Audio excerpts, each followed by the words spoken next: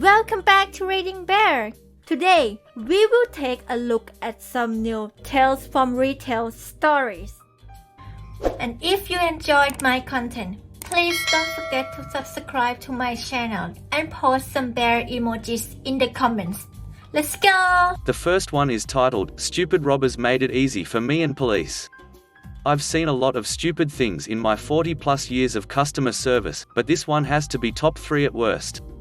It was roughly 2005, and I was working the overnight shift at my local, largest convenience store chain in the world.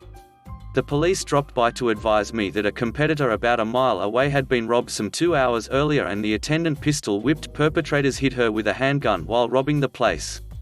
I knew this attendant, maybe 5 feet 0 inches on a good day and 105 pounds soaking wet. There would not have been any need to treat her like that, so I was eager to help if possible. The police officer was able to give me a description of the persons of interest, including what they were wearing, and asked me to call if I saw anything that could help. Later that night, some 5 hours after the robbery, a car pulled up and a young man jumped out to use the pay phone in front of the store. Remember, this was 2005, pay phones were still a thing then. Normally I wouldn't have thought twice about it, except that the clothes this kid, 16 to 17 years old or so, was wearing matched the description of the clothing of one of the robbers, so I called police dispatch, advised them of what I had seen, and the direction the car went when they exited the parking lot. Not 30 seconds later, a police car went flying by in the direction the suspect's car had gone, full light bar going but no siren, as it was about 3 in the morning. I learned from the police later that morning that they caught up to the car about 4 blocks away from my store, and the occupants of the car were the robbers. How did they know? Not only did the robbers not stay at home and go into hiding, not only were they using the same car and wearing the same clothes, but they had the money from the robbery in plain sight in the front seat of the car. Like I said in the title, stupid robbers.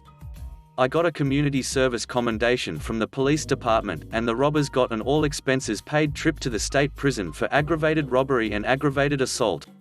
The next one is titled, The Mystery of the Missing Cash Register Till. This was several years ago, but it definitely amused me at the time. I was the front-end opener one morning, and during the process of counting, reconciling the tills from the day before, I noticed the second pharmacy drawer wasn't in the safe.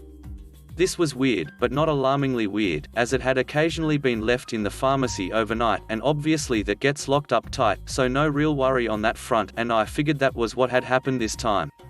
Well, the pharmacist came in, the pharmacy manager in this case, and I handed her the one till and said, I think they left the other in the pharmacy last night, and before I finished, she gave me a weird look and said, no, she was the closer last night. She brought it up and handed it directly to our store director.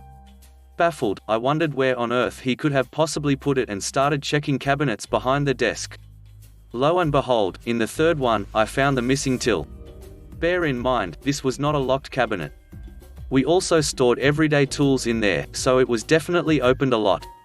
I quickly counted the till, handed it over, and then, amused as hell, grabbed refunds to go find him in his office, since they had to be signed anyway, and I was so not missing the chance to give him crap for this. The best thing about this store director was that he was very much in favor of good-natured ribbing. At one point during the time we worked together, I told him he was a troll. He didn't know what that meant, not being terribly internet savvy, but after I explained he looked at me and nodded. Yeah.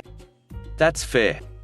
When I got to his office, I handed over the refunds, he signed them, we chatted amiably, and then I said, so I found the pharmacy till in an interesting place this morning, and the look on his face immediately changed from its normal placidity to oh duck. Apparently, they had been so slammed and understaffed the night before that he was up front helping out for a good chunk of time, and in a hurry, he just stashed it, hidden, at least, and intended to come back to it later, but completely forgot. Quote, oh God, I would be so pissed if anyone else did that. I'm going to have to write myself up. The next one is titled, 10K in damages over a 10-cent overcharge. This happened a few years ago when I was working at a large upscale beauty supply. Wigs, weaves, etc. Our register was a bit old-fashioned, so we had to punch in some items by hand. Usually not a big deal, but definitely left some room for human error. One day, a woman came in and my coworker pressed the wrong button and overcharged her by 10 cents. My coworker instantly realized what happened and refunded her the money and gave her a few full-size free samples. But upon hearing that her refund would take a few days to process, the woman flew into a fit. At this point I, being the manager, came over and tried to smooth things over. I offered her 10 cents directly from the register. She refused. She wanted the money in her account immediately. At this point she was screaming loud enough the entire store pretty much stopped operating. Every customer in the store was focused on the drama. The customer wouldn't leave, wouldn't take a cash refund, and only wanted a direct deposit of 10 cents in her account immediately. Then the lady starts screaming about how Chinese people are all thieves. I tell the lady I was born in VA, and she responds by telling me I came on a boat. At this point I see no possible peaceful resolution, so I leave her with the assistant manager and head to the back to call the cops. While I'm in the back I hear a sudden crashing sound followed by gasps. I run back out to the front and see the woman has knocked over an entire cosmetics display, breaking most of the products and damaging the display itself, while still screaming over 10 cents. She was dragged out of the store by the police, and we ended up suing and winning for around 10K in damages. The next one is titled, "That Time a Guy Wanted a Printer for Free Because It Had No Price Tag." I used to work as a cashier at electronics store a few years back, and for some reason this interaction popped into my mind, so I figured you all might enjoy it. Now, just for reference, our store on weekends basically was a skeleton crew of 4 to 6 people, so oftentimes I had to deal with customer questions until one of the tech guys or my manager was free. This middle-aged man comes up to cash with this printer and tells me it has no price tag on the shelf. So, I apologize and tell him I can scan it to check for him. He then makes everyone's favorite jokes about how it has no price tag so it's free. I give him my customer service laugh and let him know that it's about $400. Then he tells me that it's actually free because there is no price tag, and I explain to him that it doesn't actually work like that. He tells me that because we would change the price if it had the wrong price tag, that it is having no price tag is equivalent to it having a price tag of $0, which means that we need to honor our policy and give it to him for free. So again, I tell him no, I can't give him a printer for free and instead offer him a coupon for $50 off that I had. Then he starts calling me an airhead or something like that and repeats everything, but in a much slower and louder tone, like I'm dense. So, I call my manager, who is busy with a customer. After a few minutes my manager comes and more or less explains the same thing that I had just said. The customer looks shocked, tells us he's going to go to the police, calls me some degrading name and storms off while shouting that he'll never shop here again. The following weekend I cashed him out and would continue to see him in the store for the next few years I worked there. The next one is titled, "CC's signature line says CID, so I'm going to need to see your ID." Working the register as lead cashier one wonderfully busy day, I had the pleasure of interacting with a rather lovely human being. This guy and his buddies were standing in line, not being too obnoxious, just a little loud. They ended up at my register, dumping their goodies on the counter while complaining about the wait. After thanking them for their patience, I tried to make small talk, but the guy decided to change the tone. He started making rude comments to his friends about cashiers. I get it, not my favorite job, but it pays the bills while I'm in school. So, after I'd rung through all his items, he swiped his card through the machine. As I was hitting the fun sequences of buttons to end this excruciating encounter, he decides he's not done being a jerk. "Dude, you didn't ask to see my ID for my credit card, it's your job to make sure I'm not using a stolen credit card." He elbows one of his buddies to witness this mockery. Me, "Oh. Sorry. The system is running it as debit, did you put in your PIN?" "Dude, it's not a debit card, it's a credit card. It's really not that hard." He holds up his card to show me. "Look, it even says CID on the back of the card." I don't know about other retail stores, but we had already moved away from checking signatures on the back of cards against the signature line because by the time the transaction has already gone through. We don't have a definite policy of asking for ID as long as the back of the card is signed. Me, "Alright, cool, can I see your ID?" "Dude, thank you, should have done that to begin with." He opens his wallet and begins fishing through his wallet, looking for his ID. After a moment a blank look crosses his face. "I don't have it." Me, "That's okay. I can take another form of payment." "Dude, I don't have another way to pay, you have to take the card." Me, "I'm sorry sir, once I've asked for ID it's store policy that you have to show it."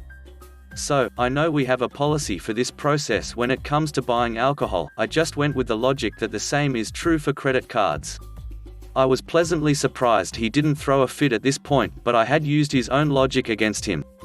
After the shuffle of shame into his group of friends, one of them moves forward, swipes his debit card and pays for the stuff. I thank them for coming in as they head out the door laughing, but this time it wasn't at me. The next one is titled, Guy Said Her Car Was Only Worth $2,000 Because of a Squeaking Door. I used to manage an oil change shop. I was actually working by myself that day as I had the slowest store in the company. I had an older Chinese lady, probably mid to late 60s, pull into my parking lot in a decent-looking car. She spoke some English, but you could tell it wasn't her first language. She seemed upset. Now this happened at least like 8 or 9 years ago, so I don't remember specifically what was said, but this is roughly how it went down. Me, hi, how are you? Lady, can you help me? Me, sure, what can I do for you? Lady, Guy said car is junk, and will give me $2,000 for it and IDK what to do. So, I take a gander outside and see her car. It was a 5 or 6 year old VW Jetta. Not new by any means, but looks worth more than $2K. Me, what's wrong with it? Lady, it's running rough, and the door squeaks. So, I take a look under the hood and the mass airflow sensor was unplugged. Plugged it back in and applied some WD-40 to the hinges. Started back up and it runs perfect. I went back inside and told her I fixed it, but I wanted to blue book her car for her, so she knew what it was worth. Car came up and is being worth about $7,500. I told her that Guy was trying to rip you off and not to trust him. She told me that a guy she brought it to told her that the engine was junk and was only going to get worse, and that her door was about to fall off. Whoever this was clearly saw she knew nothing about her car and would be easy to manipulate and tried to flip her car for a nice payday. I told her your car is fine and if you need anything you come and see me. She started crying and gave me a hug and went on her way. Didn't charge her a dime. Coolest moment in my many years of customer service. The next one is titled, Never Assume What Languages a Person Can or Cannot Speak. So, this is an old story for me. Happened back in '08, when I was a young, intrepid, stock person at a big box all-purpose store, including a grocery section. I had a working knowledge of where pretty much everything was in the store because I was all over the place, but the grocery department had its own stock team specifically, so I wasn't as knowledgeable there. Now, 2 things to note here. I am of Lebanese descent, and I was working in South Florida at the time. For those that don't know, South Florida has a significant Cuban population, but not so much Middle Eastern folks. I got confused for Cuban all the time because I had the darker skin tone, similar to a lot of Cuban folks. I also speak fluent English, Arabic, and French, but I was born and raised in the Midwest, so my accent gives no indication that I might be of Middle Eastern heritage. On this fine afternoon, I was wheeling back an empty tub back to the stock room after having emptied out one department over. Walking through the main aisle next to grocery, I hear an "excuse me." Not rude, but definitely not polite either. I turn to find the Arab equivalent of a Karen. Let's call her Sarah. Sarah is a 30-something looking woman, wearing yoga pants and a skin-tight shirt, and a really fancy hijab and jewelry, because that makes sense, standing with her husband. I grew up in a predominantly Lebanese community in SE, Michigan, so I definitely know the type. The conversation goes as follows. Me, how can I help you, miss? Sarah, I'm looking for specific item, but I can't find it. Me, oh, I'm sorry, I'm not as familiar with the grocery section, so I'm not sure where that is. Let me grab one of my colleagues for you. One moment. I could see one of the other customer service guys in the grocery section, so I radioed him to come over and help her out. Me, he'll be with you shortly, miss. Sarah, tersely, thank you, but I'm in a hurry. I thought you worked here and knew your store. Me, I'm sorry miss, I don't really work in this section. Colleague is coming right down the aisle now. Sarah, to her husband in Arabic, they always get these stupid kids to work in these places, but they don't know how to do their job. This fatso doesn't know his head from his ass. The husband gave Sarah a look, probably because he saw my expression turn from my customer service smile to a frown. I had an internal debate about what to do next, when her husband spoke. Husband, in Arabic, stop talking. I think he understood what you said. Sarah, in Arabic, of course, he didn't. He's an idiot. He doesn't know their hands from his feet. It's an Arabic idiom. Doesn't translate the best. Me, in Arabic, actually, I understood every word you said. I don't appreciate being called fat and stupid. An older lady like you should know better than to insult people trying to help you. Worse, you wear your hijab like a hypocrite, pretending to be devout yet you abuse your perceived social lessers. You should have some respect for yourself. Sarah looked like she had been hit by a damn truck. Her olive skin turned ghost white, and she sputtered at me. Sarah, you speak Arabic? Me, in Arabic, obviously I do. Maybe next time you'll think before you insult people who help you when you think they can't understand. Sarah grabbed her husband's arm and dragged him out of the store, completely mortified. I could hear her husband yelling at her in Arabic that he warned her not to be a witch all the time, especially when she doesn't know who understands her. I wasn't personally that offended, but I won't deny it was satisfying to scare some sense into her. The next one is titled, "Ma'am, that register is closed. Standing there won't make it work." This happened years ago, but the leaps of logic people make still amazes me. During my stint at a store where everything costs $1, I was just getting ready to leave for the day. I was almost done ringing out the people in my line when a lady walked up with a full cart. She took one look at my line, my co-worker's line, and proceeded to the register behind me. A register that had no till drawer was clearly open and empty, all lights turned off, and a close sign up. Me notices this lady is starting to put her stuff up on the belt. "Ma'am, that till is closed." Lady ignores me as she continues to pile her mountain of items on the belt. Me, "Ma'am, there's no one to ring you out. That register is closed." Lady turns to glare at me. "It will be open." Goes back to putting her stuff on the belt. Me finishes and calls up my manager. My manager comes to grab me, and we go into the office to count my till out. Manager, is that lady waiting for someone? Me, she wants to be rung out. Manager, then why is she at a closed till? Me, I told her it was closed, but she won't move. Manager, after a thought, she can wait there. I'm not opening another till just for her. So, we count my till out, which takes about 10 minutes. Sign the proper paperwork and I head to the back to grab my stuff. All of this took about roughly 10 to 15 minutes. Guess who's still waiting up front standing at an empty register? The lady gave me a hard glare as I walked out to go enjoy the rest of my day while she continued to wait for a cashier that was never going to show up. The next time I came back into work, apparently the lady got so fed up with waiting she left the store with all her stuff still on the belt. The next one is titled, "How many gallons in 2 gallons?" This is the story of Dee's morning at work. Customer walks through door and up to register holding a gas can. Me, "Hello, customer, how much gas will a 2-gallon gas jug hold?" Me, 2 gallons.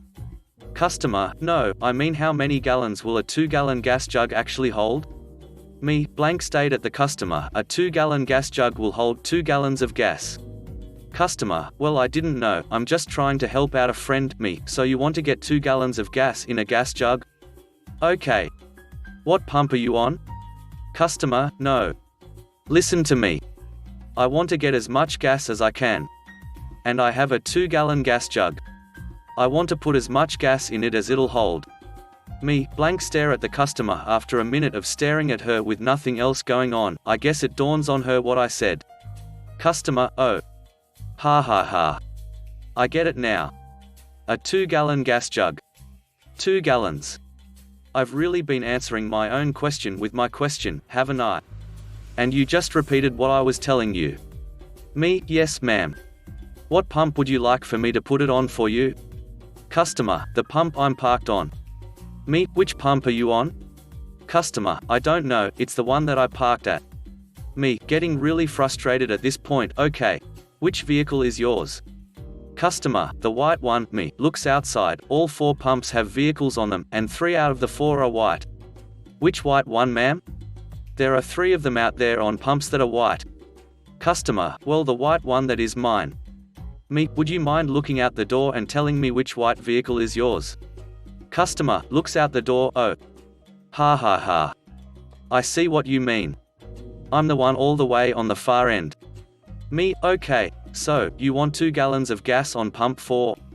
That'll be $4.34. Customer, $4.34? For 2 gallons of gas? Why so high?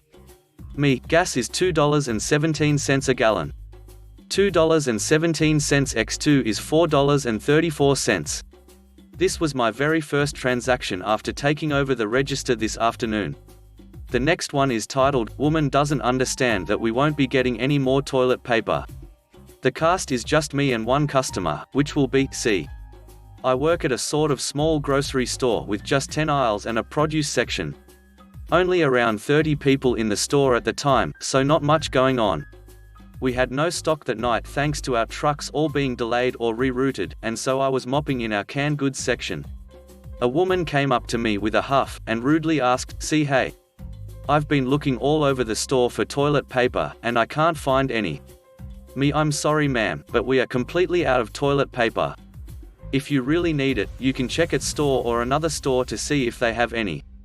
See, I already went there, they didn't have any. They said you did, so where is it on the shelves? Me, "I'm sorry ma'am, but they must have told you wrong. We don't have any and haven't for a day or two." C scoffs, "Impossible. Go and check the back. I'll wait right here." So, I smiled and plodded to the back to be greeted with the empty room where our stock pallets would normally be. I waited a couple seconds, then turned around and went back to her. "See, well, where is it? I need brand in 24 packs. Me again, "Ma'am, I'm sorry, but we don't have any toilet paper. I don't know when we will get more in, our trucks are being delayed and furthermore, much of our product is on back order." See, well, I still need brand, so. Me standing, smiling awkwardly, wanting her to just leave. See, you're not going to go get it. Me, "I just said we don't have any. I'm sorry ma'am, but you'll have to come back another time." See, you can't be serious. This is the only day I have to shop. Me, "Sorry, but we just don't have any more." See, cutting me off, "Stop giving me that excuse, where is it?" Me, "Fine. It's a few sections over, middle shelf on the left. Good luck." See, finally, "Thank you. I'll just get it myself." She then walked away as I went back to cleaning my section. For a moment there was silence, then an exasperated gasp and quick footsteps approaching me. I braced myself, and as she rounded the corner, I strained to wear my best smile. "See, I can't believe you telling me wrong. I'll just take my business elsewhere." She then stormed out of the building, and I haven't seen her since, thank goodness. It has been a couple days and we still don't have any toilet paper. Thankfully our local chain retailer got whole pallets of it in, but none for us. Hopefully all of you in the comments have had better luck. Thank you very much for watching and I hope you enjoyed the video. Please don't forget to like, subscribe and post some star emojis in the comments if you want to support Reading Bear.